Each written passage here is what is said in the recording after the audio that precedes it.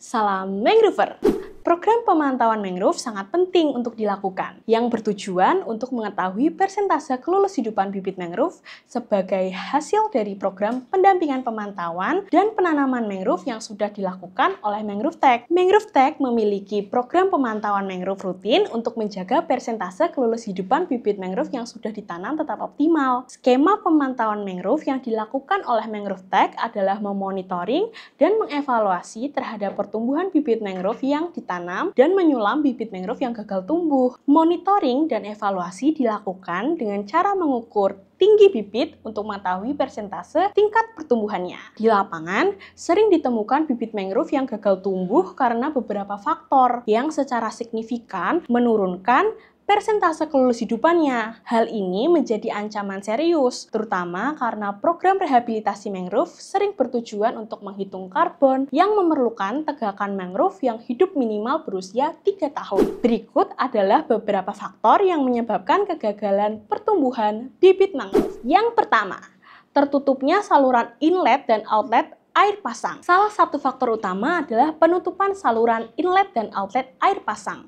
Hal ini mengganggu daur hidrologi yang penting bagi pertumbuhan bibit mangrove. Tertutupnya saluran ini sering disebabkan oleh angin musim barat yang bertiup dari barat ke timur antara bulan September dan November. Fenomena ini menyebabkan pasir dari laut terbawa ke daratan dan menutupi saluran inlet dan outlet di area penanaman. Yang kedua, sedimen pasir. Sedimen pasir yang terbawa juga dapat memasuki area tanam, mengakibatkan tertimbunnya bibit mangrove yang telah ditanam.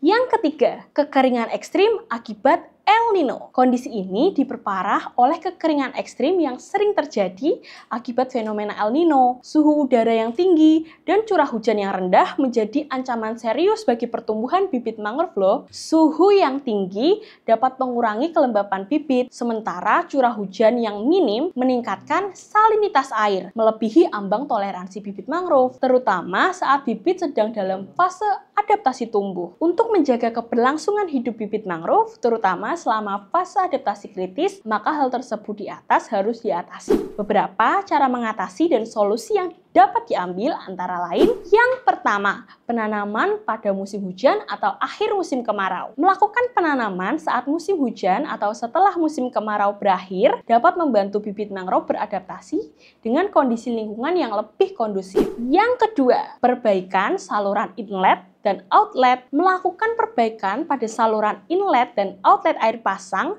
untuk memastikan suplai pasang surut yang diperlukan bagi pertumbuhan mangrove. Yang ketiga, relokasi area tanam. Memindahkan area tanam ke lokasi yang tidak terkena dampak langsung dari angin musim barat juga merupakan solusi yang layak dipertimbangkan, atau biasa disebut relokasi. Demikian penjelasan beberapa faktor yang menyebabkan gagalnya pertumbuhan bibit mangrove dan cara mengatasinya. Dengan program pemantauan mangrove yang cermat dan tindakan yang tepat, maka akan dapat meningkatkan persentase kelulusan bibit mangrove sehingga menjaga kelestarian ekosistem mangrove di masa depan. Apabila Mangrover ada informasi tambahan lainnya mengenai penyebab gagalnya pertumbuhan bibit mangrove dan cara mengatasinya, bisa langsung komentar di bawah ya. Semangat Mangrover!